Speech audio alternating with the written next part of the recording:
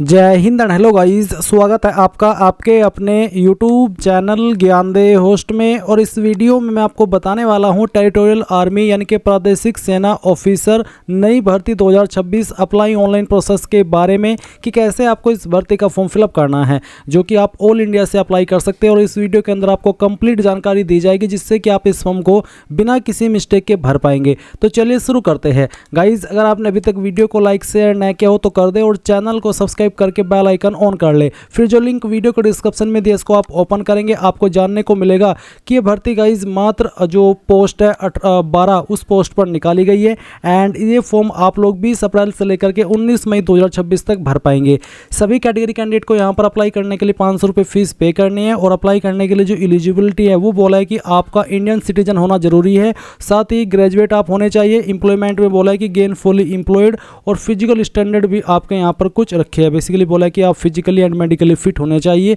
इसके अलावा आपकी जो एज है वो 18 से 42 हो और 19 मई 2026 तक आपकी एज काउंट की जाएगी। इसमें सैलरी किस तरह से मिलती है, लेफ्टिनेंट की पोस्ट पर कितनी मिलती है, कैप्टन पे कितना, मेजर पे, ये सभी आपको यहाँ पर बताया है।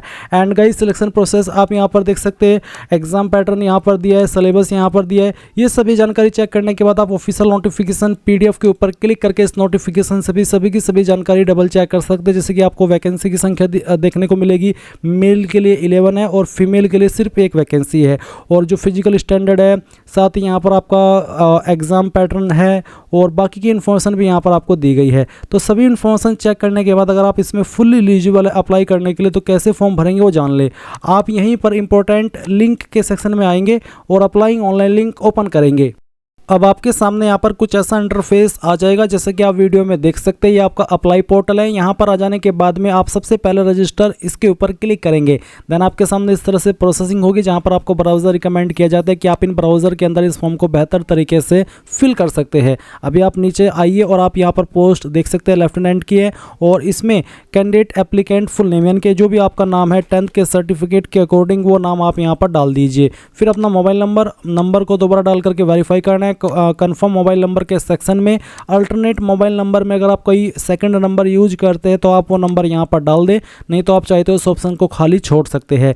ईमेल एड्रेस में जो भी आपकी ईमेल है वो आप डालेंगे और उसको दोबारा डाल करके वेरीफाई कर देंगे। फिर आप जनरेट OTP इसके ऊपर क्लिक करेंगे। इसके बाद आपके सामने यहाँ पर कैप्चा ऑथेंटिकेशन का पेज आएगा। ये कैप्चा कोड आप डालिए और सबमिट के ऊपर क्लिक कर दीजिए और यहाँ से आप ओके कीजिए। ओके करने के बाद आपको आपके नंबर और ईमेल दोनों पर OTP सेंड किया है। कोई भी एक OTP आपको यहाँ पर डाल देना है। जरूरी नहीं है कि आपको दोनों OTP भरने, आपको सिर्फ एक OTP डालना है। और जैसे कि मैंने कहा कि दोनों पर आपको OTP सेंड किया है तो आपको जो OTP मिला है, चाहे आपको नंबर वाला मिल गया हो पहले या ईमेल वाला, वो आप यहाँ पर डालिए और उसके बाद में आप वैलिडेट OTP इसके ऊपर क्लिक करके आपका OTP वेरीफाई कर दीजिए।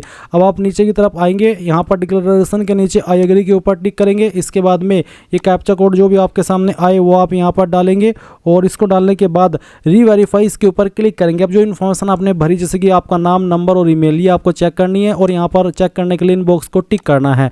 इनको टिक करने के बाद आप सबमिट करेंगे, यहाँ से आई एग्री कर देंगे, एक बार फिर से ओके करेंगे और अब आप यहाँ पर देखेंगे कि जो आपका राशन है वो हो चुका है। अब आप इसको क्लोज कीजिए। क्लोज करने के बाद गो टू एप्लीकेशन के ऊपर क्लिक कीजिए। फिर से यहाँ पर प्रोसेसिंग हो रही है तो इसको होने दीजिएगा, थोड़ा वक्त लग सकता है कई बार। जैसे ये प्रोसेसिंग हो जाए तो आप नीचे की तरफ आएंगे और जो आपकी बाकी की इन्फॉर्मेशन है वो फिल करेंगे। जैसे कि आप आपका जेंडर सेलेक्ट कर लेंगे, डेट ऑफ बर्थ आपकी क्या है वो आप यहाँ पर इस तरह से सेलेक्ट कर लेंगे, डे, मंथ और आपका ईयर। इस तरह से आपकी डेट ऑफ बर्थ यहाँ पर आ जाएगी। नेशनलिटी में आप सिटीजन ऑफ इंडिया सेलेक्ट कर लेंगे। उसके बाद में number of attempt already made in PIB OEE for commission in TA, यानी कि आपने इसके पहले कितने अटैम्प्ट दिए, अगर जितने भी दिए वो आप यहाँ पर सेलेक्ट करेंगे। नहीं दिया, पहली बार फॉर्म भर रही है तो 0 सेलेक्ट कर लेना। पर्सनल डिटेल आपके सामने है। अब आपको यहाँ पर आपका जो फादर नेम है वो एंटर कर देना है। ये भी आप आपका 10th के सर्टिफिकेट के अकॉर्डिंग फिल कर देना। उसके बाद में आपको आपकी माताजी का नाम देना है। आपका मैरिटल स्टेटस क्या है वो आपको यहाँ पर सेलेक्ट कर लेना है। रिलीजन आपका क्या है वो आप सेलेक्ट कर लेंगे। आपका नज़दीकी रेलवे स्टेशन कौन सा है वो भी आपको यहाँ पर एंटर कर देना है। इसके बाद आप नीचे यहाँ पर टेस्ट सिटी प्रेफरेंस देंगे। इसके लिए पहले आपको आपकी स्टेट सेलेक्ट करनी है कि मैं इस स्टेट के अंदर अपना एग्जाम सेंटर चाहता हूँ। तो मैं यहाँ पर चलिए एक स्टेट आपको सेलेक्ट करके दिखा रहा हूँ। तो हमने ये स्टेट सेलेक्ट किया। उसके बाद में मैं इस स्टेट में इस सिटी को प्रेफरेंस देता हूँ जो यहाँ पर इसमें मेंशन की गई है।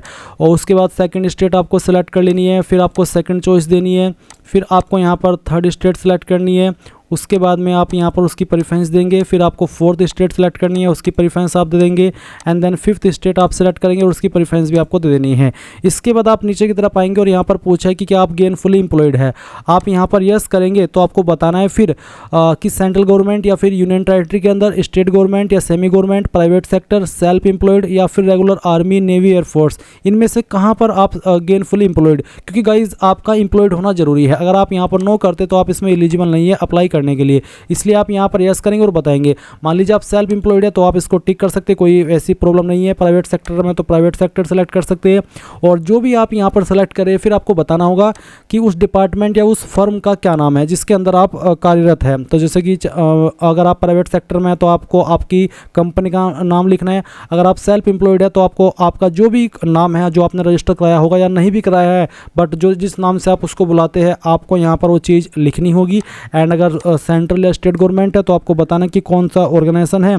साथ ही यहाँ पर एड्रेस ऑफ डिपार्टमेंट, उसका जहाँ पर आप जॉब कर रहे हैं उसका एड्रेस आपको यहाँ पर लिखना होगा। पूरा एड्रेस आप लिखेंगे और सेव एंड नेक्स्ट कर देंगे। अब आपके सामने यहाँ पर एड्रेस की जानकारी आ चुकी है, तो आपको जो आपका प्रेजेंट एड्रेस देना है तो प्रेजेंट एड्रेस जो भी है वो लाइन 1 और 2 के अंदर डाल देंगे।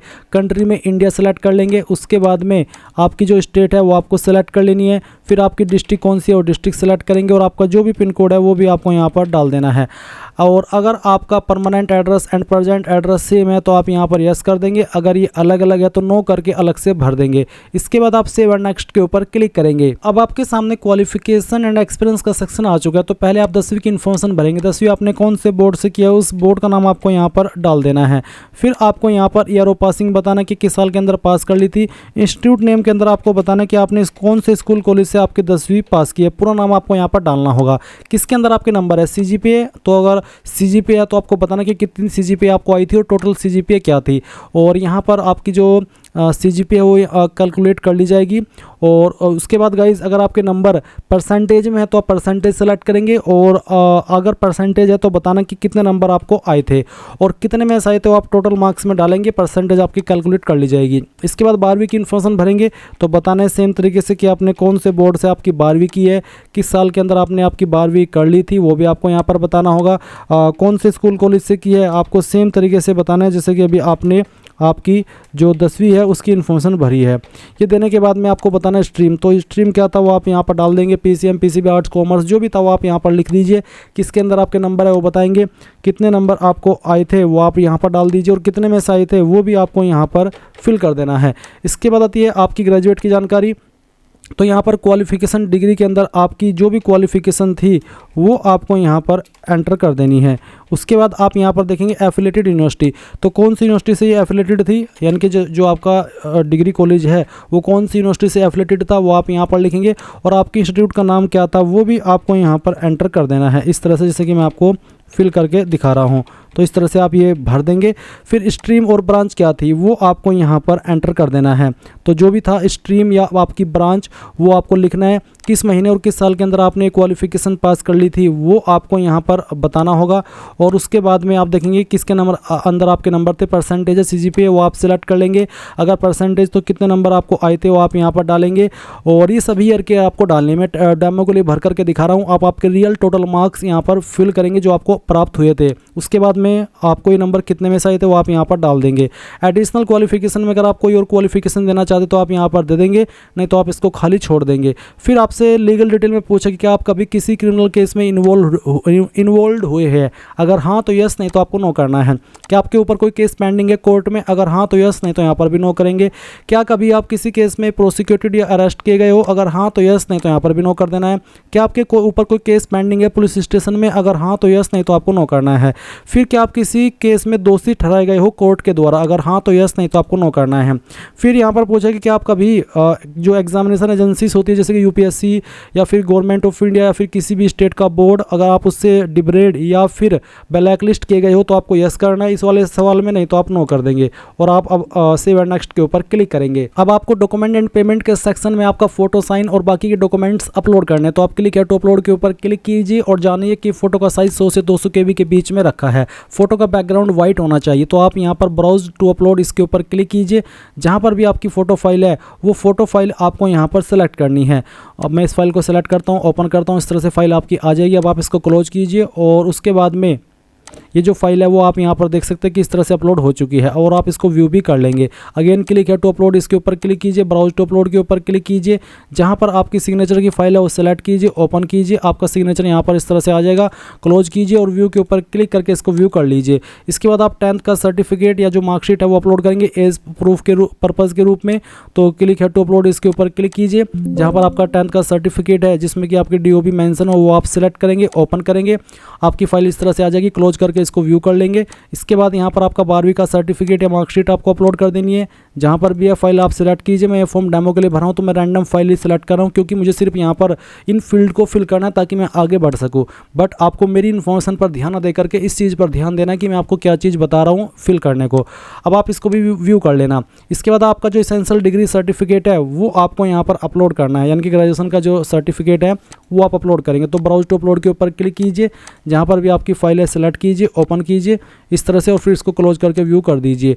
इसके बाद यहाँ पर जो आपका कोई अगर एडिशनल डिग्री आपने भरा है उसकी इन्फॉर्मेशन आप अपलोड कर देंगे। फीस का अमाउंट आएगा, पेमेंट मोड ऑनलाइन सेलेक्ट कर लेंगे, यहाँ पर इन सभी ऑप्शन के ऊपर टिक करेंगे, आई एग्री के ऊपर क्लिक करेंगे and then you captcha code जो भी आपके सामने आ रहा है इसको डालेंगे। फिर उसके बाद सबमिट के ऊपर क्लिक कर देंगे। अगर आपको फॉर्म देखना है कि कहाँ पर क्या जानकारी भरी है तो प्रीव्यू के ऊपर क्लिक करके उसको भी चेक कर सकते हैं, नहीं तो आप डायरेक्टली सबमिट भी कर सकते हैं। अब मैं आई एग्री कर देता हूँ। अब आपको पेमेंट के पेज पर ट्रांसफ़र कर दिया है। आप आपकी फ़ीस इनमें से जिस माध्यम का इस्तेमाल करके जमा करना चाहे कर सकते हैं। जैसे आप फीस जमा कर देंगे तो आप अपने फॉर्म का फाइनल प्रिंट आउट ले पाएंगे। एंड गाइज इस तरह से आप लोग टेरिटोरियल आर्मी यानी कि प्रादेशिक सेना ऑफिसर भर्ती 2026 ऑनलाइन फॉर्म भर पाएंगे। आई होप ये प्रोसेस आपको पसंद आया होगा। So thanks for watching. जय हिंद।